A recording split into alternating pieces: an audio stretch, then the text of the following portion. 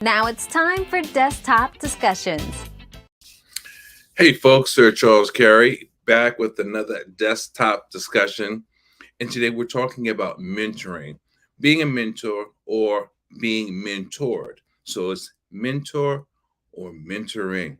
And let me be the first to say that there's a lot that goes with being a mentor, and there's also a lot that goes with being mentored. And the reason is because life beats up on us. And as life beats up on us, our learning curve and our learning ability, it changes. Each of us are different. Hopefully you were able to hear me. Each of us are different, but the learning curve for um, adults, it varies uh, than it does from children. Now, let's be honest. Every adult isn't the same, and every child isn't the same, or every young person isn't the same. Some of us are just tough people, simply meaning that some people are harder to reach than others, okay? But if you think about it, heads of state, they have mentors.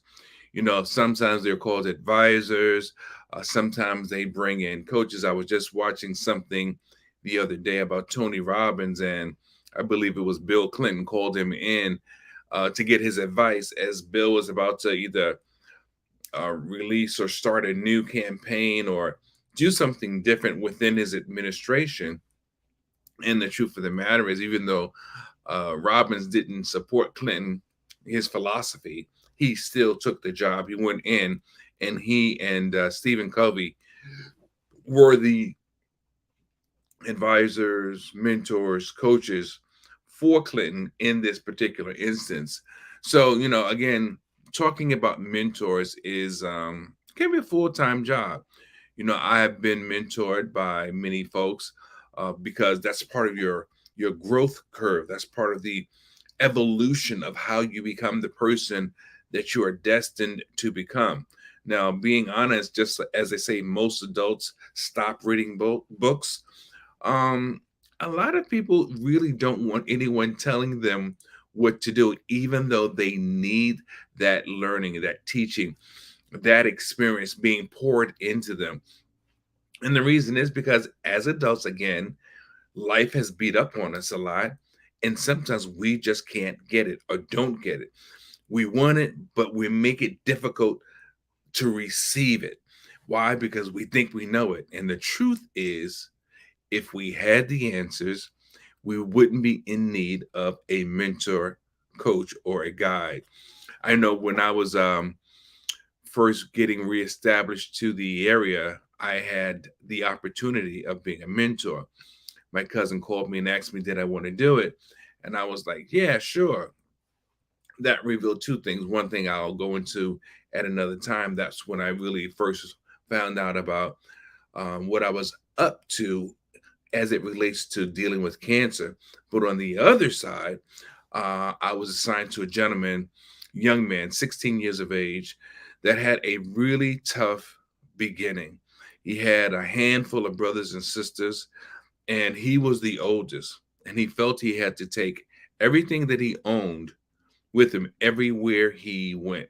So I'm talking about his PlayStation, all his games, because he knew that if he left it at home, it would be torn up, it would be stolen, it would be broken. And it was really kind of a sad state of affairs.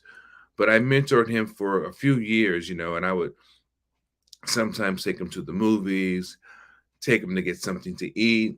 I even introduced him to my family so that, he would just see another side of life. And, my kids liked him, and unfortunately, he met his demise, or he came to an early ending of his young life. And I didn't know how much he was impacting my own family at the time, because they grieved. And it was really a very sad state of affairs. And it was over hardly anything. But being a mentor, it comes with a lot. As the mentor, you have a responsibility of being understanding or trying to be understanding. And, you also take care in your student or your pupil that you're trying to work with. And that's very important.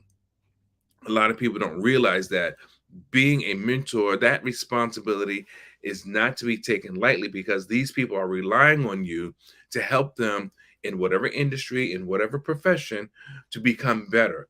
And that's so important. That's why they're there. Now, if you are the mentee, you have a responsibility as well. And your responsibility is simply to take the lessons, learn the lessons, accept sometimes the hard teaching. Now, here goes another thing. Everyone's personality is different. Some people can't take straight talk. Some people cannot accept um, a direct approach, because their personality is designed as such.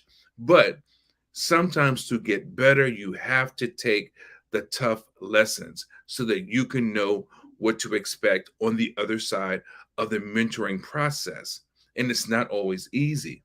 And again, it's not easy because one, you're not used to it. It's something that's uncomfortable for you. In order to get comfortable, you have to expect the unusual, the unexpected, and the discomfort. And the more that you receive those things or expect those things and literally accept them, the more you're ready to rise to the next level. Because on the next level, there is another level of discomfort. And that's pretty much for everyone. If you get the perfect match of mentor and mentee, it's unusual, but it's good. And hopefully you get all that you want out of that. Now, as a mentor, also, you should be open, honest, clear, and direct. I hope you're writing these things down because they'll help you in the long run if this is something that you need. But to be open, honest, clear, and direct, it's really beneficial to the mentee because you can never say you were not told, you were not taught, you were not exposed to this, that, and the third. And you yourself will become better. And if you become a mentor, you'll realize the benefits of being open, honest, clear, and direct. Now, as the mentee, again, it can be challenging. But what are you there for? Are you trying to be a better speaker? Are you trying to become an author? Are you trying to learn how to get to the next level in the government? What is your goal? What's the end goal for you? Take it as, look, I'm paying for this. I want these rare and raw facts, and it's only going to make me better. Or as a good friend of mine says, take the meat, toss the bones. All right, that's number two. Now, as adults, this is number three. As adults, sometimes our behavior gets in the way. As I alluded to earlier, life beats up on us. It's hard for us to accept certain things. You feel like, no, I can't do that. No, I'm not good at that.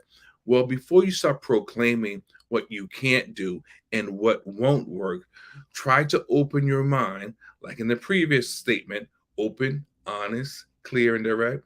Try to open your mind to the possibility of trying something that you've never tried before.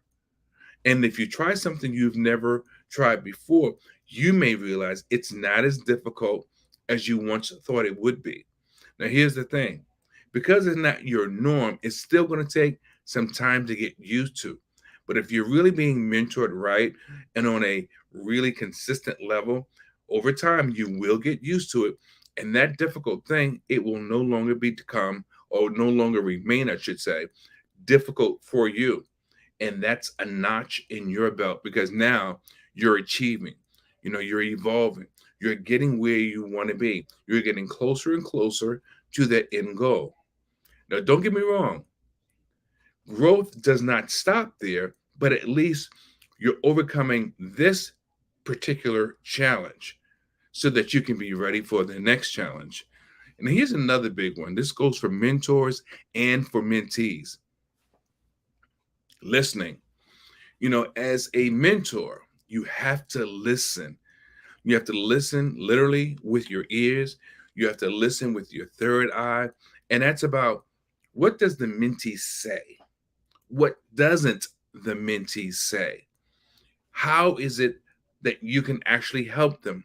What did they come to you for? That's the mentor listening skills as he addresses his mentee.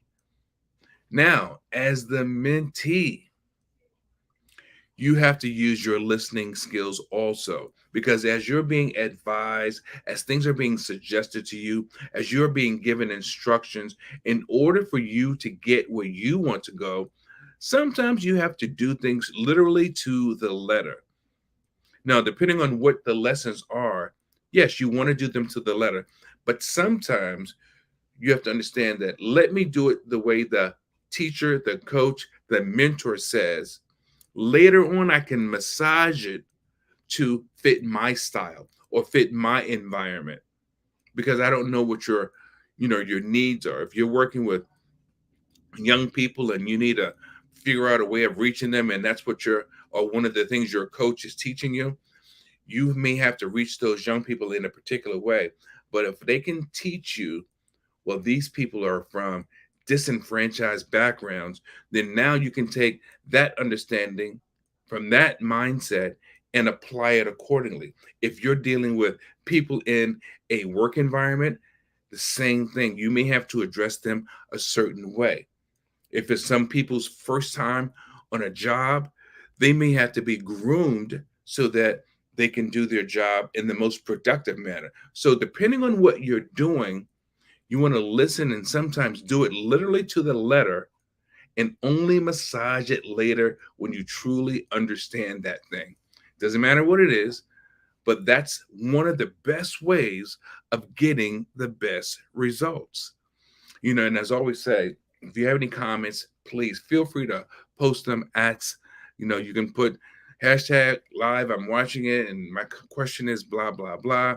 You can put hashtag replay, ask your question, but whatever your question or statement is, I'd love to get your feedback, because that's not only how you grow, it's also how I grow. So, as we say, we do have coaching available for you, limited time only. But if you have a need, DM me, call me directly, and let's set up a schedule for you so that you can get what you want, whether it's product development, regular coaching, or whatever it may be. We are here to serve, and we are here to get you where you want and hopefully get you what you want. And with that being said, you got to radiate the brain and change the game. Thanks for your time. Thanks for hanging out with me, and I'll talk to you next time. Let's see. Where do we go? How do we get out of here?